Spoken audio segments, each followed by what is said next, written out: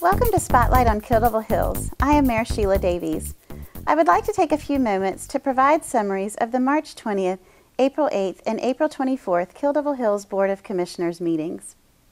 At the March 20th meeting, I started the meeting by reading a letter from Commissioner Paul BOC announcing his immediate resignation from the board due to medical issues. The board joined the public in expressing its appreciation for his many years of service to the town and our community. The board approved the resignation and officially began operating as a 4-member board.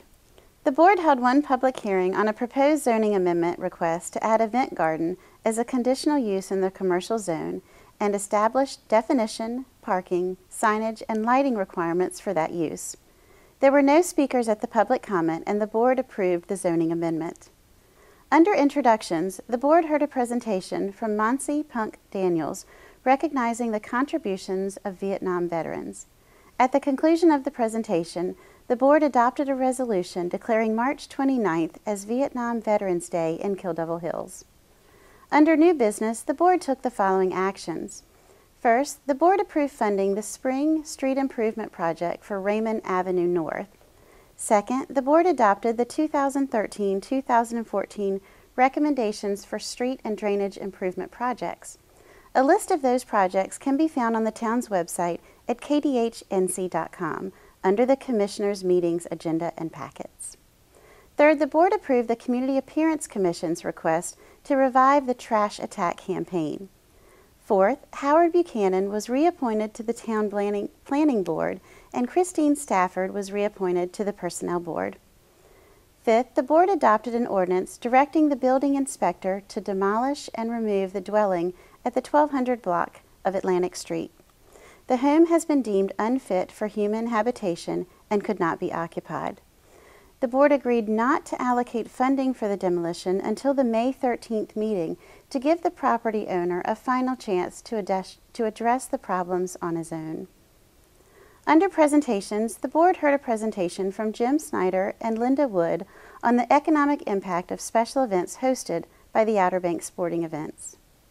Under the mayor's agenda, the board approved a resolution supporting House Resolution 819, the Preserving Access to Cape Hatteras Seashore Recreational Area Act.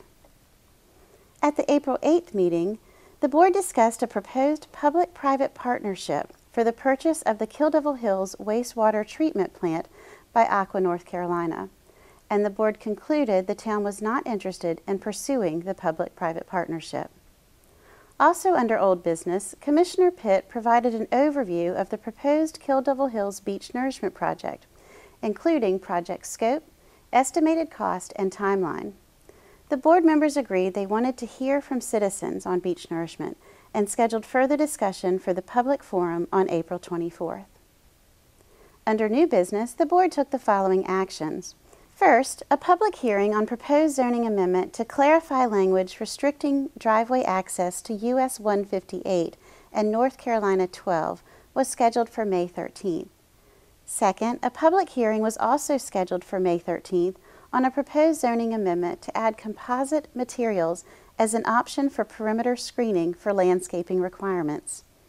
Third, the board scheduled a public hearing for April 24th on a proposed zoning amendment to add outdoor waiting areas as a conditional use in the commercial zone. Fourth, the board agreed to consider the Planning Board's recommendation to fund Recreation Facilities Capital Reserve Fund for sidewalk improvements along US 158 during the 2013-2014 budget review process. Also under new business, the board heard a report from the town's finance director, Beverly Brooks, on the county's 2013 real property tax reevaluation. A copy of the report can be found on the town's website at kdhnc.com. Under the mayor's agenda, the board took the following actions. First, the board adopted a proclamation declaring April as Child Abuse Prevention Awareness Month. Second, the board adopted a resolution opposing subsurface injection of fracking waste in eastern North Carolina. And third, I made a statement in support of the town, the police department, and the chief of police regarding the recent controversy between them, former town employees, and a resident Superior Court judge. I wanted to just read a kind of a position statement from this board. Some of you may have been following for, goodness, over a year, some of the issues with our police department and things that have been in the media. So if you'll let me read this statement here.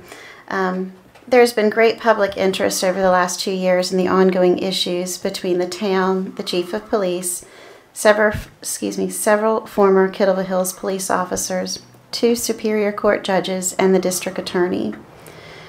Over the next few days, the town will post on its website various documents which set out the findings and orders by the courts and commissions who have heard matters, entered orders, or conducted investigations. The town staff, the chief of police, and the district attorney should be commended for standing up for the facts and the law and fulfilling the obligations of their oaths. The orders and results of investigations have vindicated the positions of the town, the chief of police, and the district attorney completely. Documents pertaining to the investigation and outcome of this incident are posted on the town's website. At the April 24th Board of Commissioners meeting, a public hearing was held on a proposed amendment to add an outdoor waiting activity area as a conditional use in the commercial zone, and to add definition, parking requirements, and setback exceptions for the use. There were no speakers at the public comment, and the board approved the zoning amendment. The remainder of the April 24th meeting was used as an open forum session to discuss issues with Kittleville Hills residents. A number of topics were discussed, from animals to open ditches to a town plan for beach nourishment. The board will address these topics raised by the citizens at upcoming meetings. The public forum was recorded and will broadcast on the government channel, Cable Channel 20. Please check the town's website at kdhnc.com for airing dates. The forum will also be available on demand on the town's YouTube site. If you have any questions, please feel free to email me or any of my fellow commissioners. Email addresses for all of us can be found on the town's website at kdhnc.com. The next regular meeting of the Kittleville Hills Board of Commissioners will be on Monday, May 13th at 5:30 p.m. Thank you.